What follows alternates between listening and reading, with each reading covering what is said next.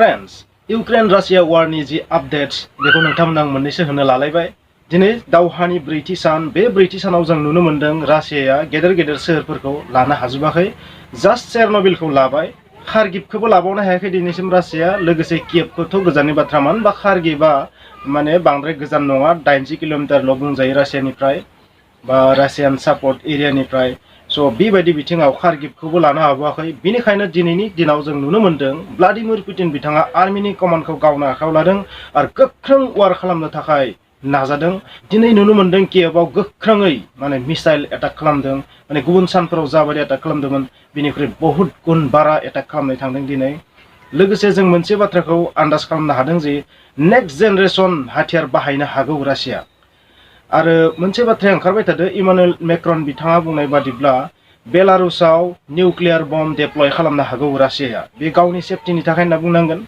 स' बे चान्सआवनो बेलारुसाबो मा निउक्लियार पावारजों मा सेफटि जानानै थासिगोन मानो होनबा बेलारुसखौ इउर'पियान इउनियन नेट' कान्ट्रिसफोरा मा वार्निं होगासिनो थादों रासियाखौ मदद खालामनायनिफ्राय गोजानाव था बेबायदि बिनिखायनो बे चान्सआवनो रासियाबो बेवहाय निउक्लियार बम डेप्लय खालामनो थांगासिनो दं होननानै जों खोनानो मोन्दों मिथिनो मोन्दों दिनै दावहानि ब्रैथि सानावबो कियेभखौ सेनानै लानो हायाखै रासियानि आर्मिफोरा स' बेबायदि बिथिङाव घातक फर्सखौ डेप्लय खालामनो हागौ जोबोर गोहोगोरा फर्सखौ एप्लाइ खालामनो हागौ जाय फर्सआ फैनायनि ओंथिया जाबाय मा विश्व युद्धनि मोनसे रुप लानायनि चान्स दं बा गोबां मानसिनि जिउ जोबनायनि चान्स दं जेलेन्स्की बिथांनि सायाव मोनसे एलिगेसन लगायदों पुतिना मा जे रायलायनो नागिरदोंमोन बेलारुसाव नाथाय बे रायलायनायखौ फेलें जाहोबाय जेलेन्स्की बिथाङानो मानोना व्लादिमिर पुतिना मोनसे सर्त लाखिदोंमोन बेवहाय मा सारेन्डार खालामनांगौ जेलेन्स्कीया बा इउक्रेननि सरकारा सारेन्डार खालामनांगौ अब्लासो सावरायनाय जागोन नाथाय इउक्रेननि सरकारा जेलेन्स्की बिथाङा सारेन्डारनि मुदौ गैया सारेन्डार खालामनो गोसो गैया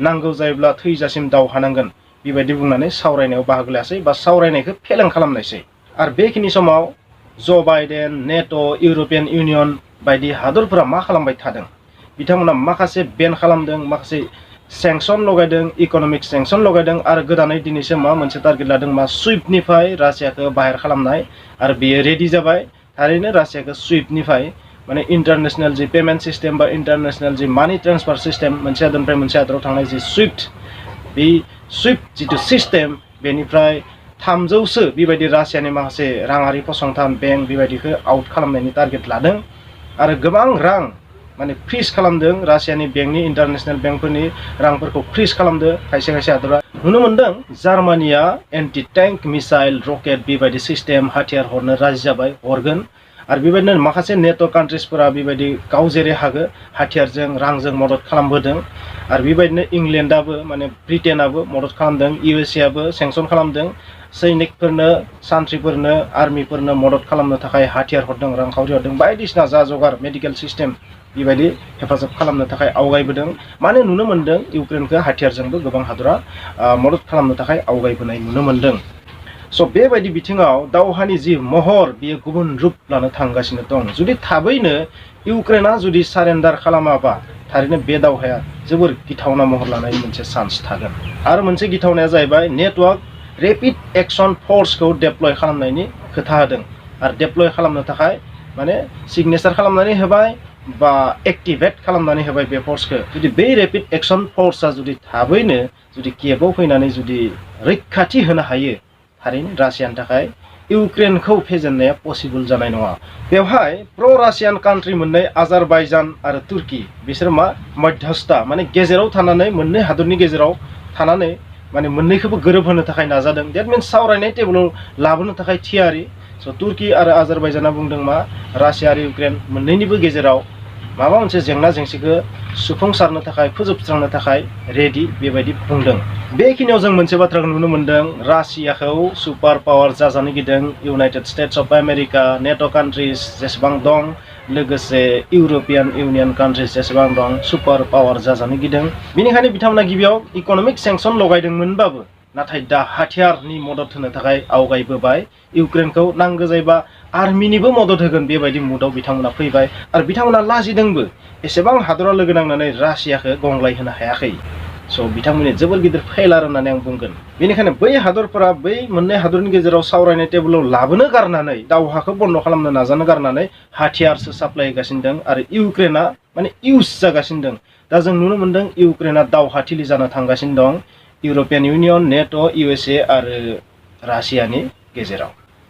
स' इउक्रेना बे बाथ्राखौ हमदांना मोनाखै, जेलेन्स्की बिथाङा बे बाथ्राखौ थारैनो हमदांना मोनाखै जानांगौ। जेलेन्स्की बिथाङा मा मावबाय थादों? जेलेन्स्की बिथाङा जोबथा हांसिम दावहा नांगोन बेखौनो बुंगासिनो थादों।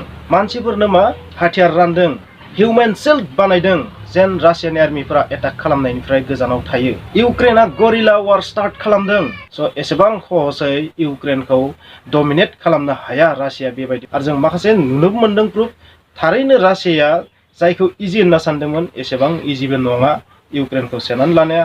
मोनसे बाथ्रायाबो सैथो, इउक्रेना जुदि हारसिङै दावहा नांनायमोनबा, जुदि गुबुन हादरनि सापर्ट मोनामोनब्ला दिनै 4थि सानहालागै इउक्रेना थारैनो रासियाजों दावहा नांनोबो हानाय नङामोन। बे बिथिङाव नुनो मोनदों माखासे गुबुन गुबुन हादरनि हेल्प मोननायनि थाखायसो इउक्रेना बेबायदि दावहा नांनो हाबाय थादों होननानै आं बुंगोन। मानो होनबा साननैसो सिगां व्लादिमिर पुतिन बिथांखौ बार फन खालामनानै सावरायनो नागिरदोंमोन जेलेन्स्की बिथाङा।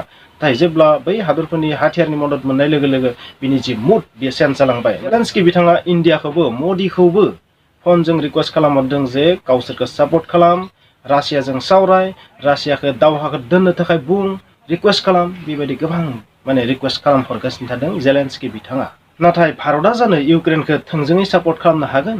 बेवहाय माखासे राजखान्थिनि बाथ्रा दं, बेवहाय माखासे जोंहा फिउचार प्लेनिंनि बाथ्रा दं, जोंहा काश्मीरनि बाथ्रा दं, अरुणाचलनि बाथ्रा दं, लादाखनि बाथ्रा दं, इन्ड' चाइना कनफ्लिक्टनि बाथ्रा दं, इन्ड' पाकिस्तान कनफ्लिक्टनि बाथ्रा दं। स' बे बिथिङाव बेफोरखौ नायहरनानै थोंजोङै इउक्रेनखौ जानो भारतआ मदद खालामनो हागोन? थारैनो हाया।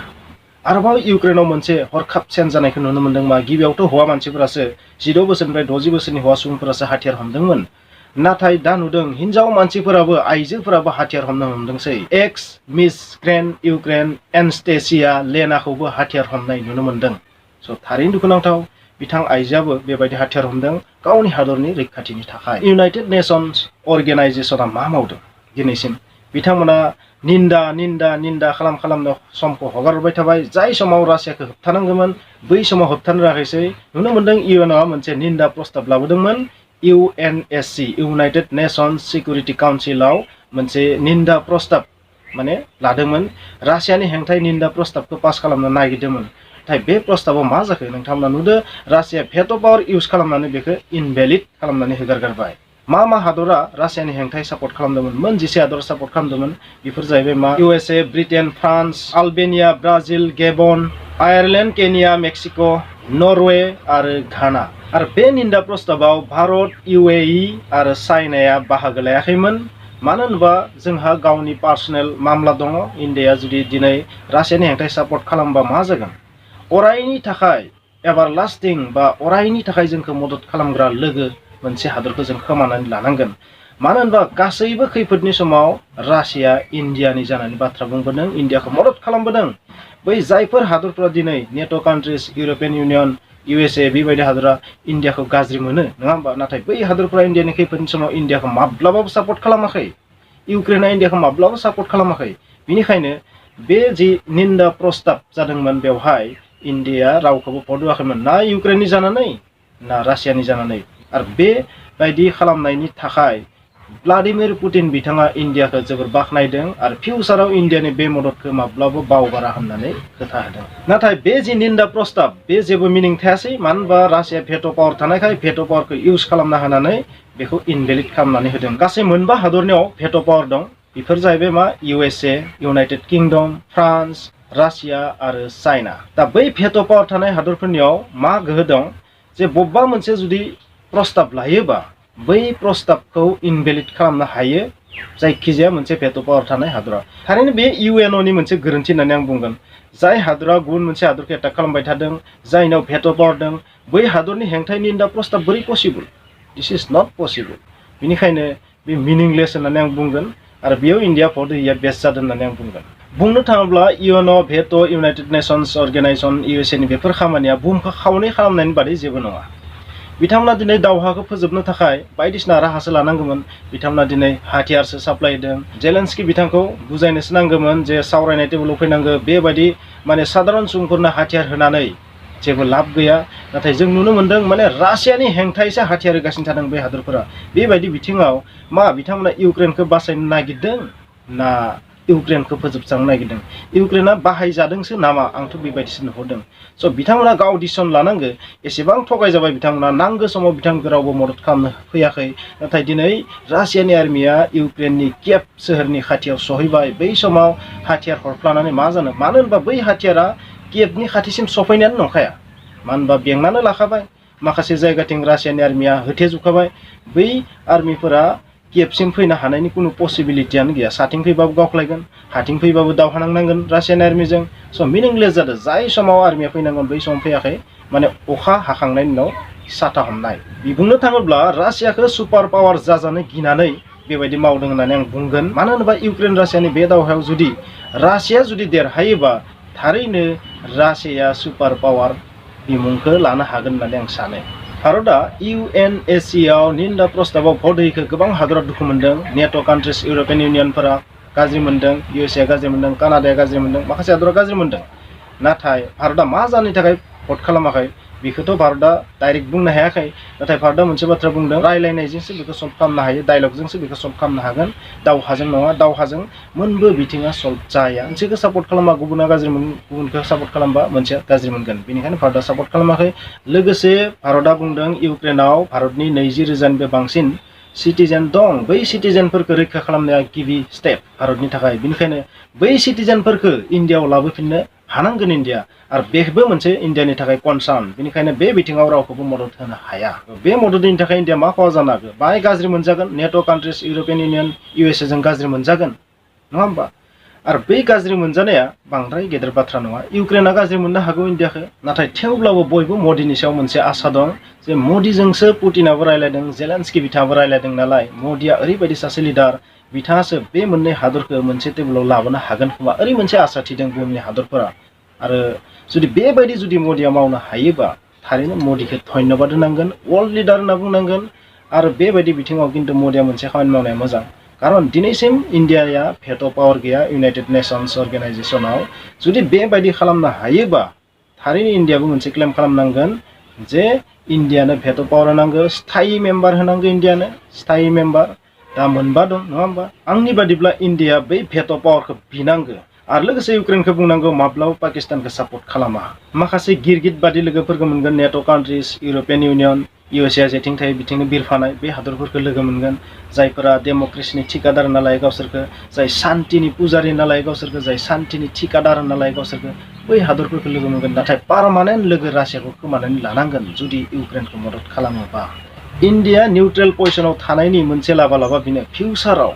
चाइनाया जुदि इन्डियायाव एग्रेसन बा एटाक खालामोबा पाकिस्ताना जुदि इन्डियायाव एटाक खालामबा बेखौ होबथानायावबो थारैनो रासिया गोबां मदद खालामनो हागौ इन्डियाखौ बेनिखायनो बे बिथिङाव जों रावखौबो दुखु मोनहोनो हाया USAखौबो रासियाखौबो बे दावहानि फिथाइखौ नोंथांमोना माबायदि नुदों दासिम मा अबस्थायाव थाहैनाय बायदि नोंथांमोना नुदों आं नुनो मोनदों बे दावहाया जुदि गोबाव सान जुदि थांबाय थायोबा थारैनो बुहुमा खहा जागोन लोगोसे बे दावहाया जोबनो गोनांबा बबेबा मोनसे हादरा फावसायनांगोन जेननांगोन थारैनो जाय दुरबलसिन बेनो जेननो नाजानांगोन बेवहाय जों मोनसे बाथ्राखौ नुनो मोनदों इउक्रेना मोनसे दावहाथिलिसो जादों net' European union USA versus Russia बे बाथ्राखौ इउक्रेना थारैनो बुजिना मोनदोंना मोनाखै आं मिथिया बेवहाय जों नुनो मोनदों USA नेट' बा इउर'पियान इउनियन बायदि माखासे हादरफोरा मा हाथियार खाटाक हाथियार माने हेल्प खालामनो थांगासिनो दं बा खालामदों बेनि ओंथिया जाहैबाय रासियाया सबसे पावारफुल 5 जेनेरेशन 6 जेनेरेशन हाथियारफोरखौ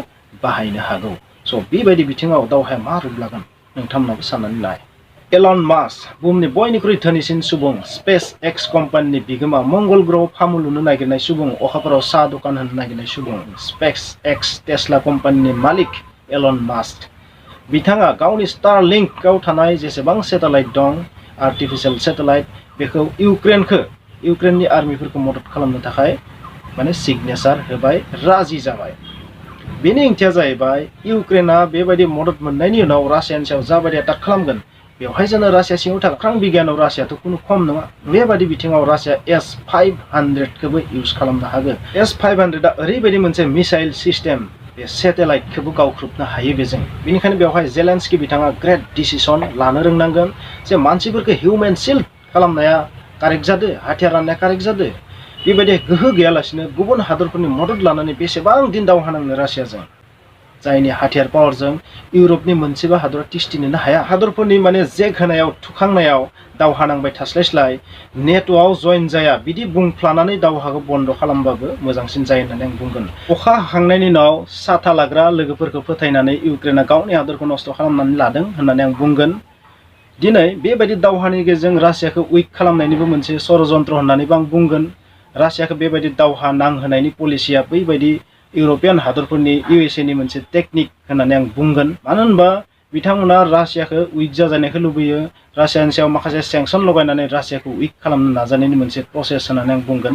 स' बेनिफ्राय बेखौनो नों बुजिनांगोन, गोहो गोलोन्दां जायोबा रावबो नोंखौ हेल्प खालामा। आरो नोंथाङा जुदि माखासे सिटुएसनखौ बुजिनायाव जुदि फेलें जायोबा नोंथाङा इउज खालामजागोन। गुबुना नोंखौ गावनि मोजांनि थाखाय बाहायगोन। थिग इउक्रेननि बेलायावबो बिनो जादों। गासैबो थासारियावनो जों हुसियार, जों थासारिखौ बुजिनो थाखाय नाजानांगोन होननानै आं बुंगोन। गासै बर' सुबुंखौनो बुंगोन थासारिखौ बुजिनो।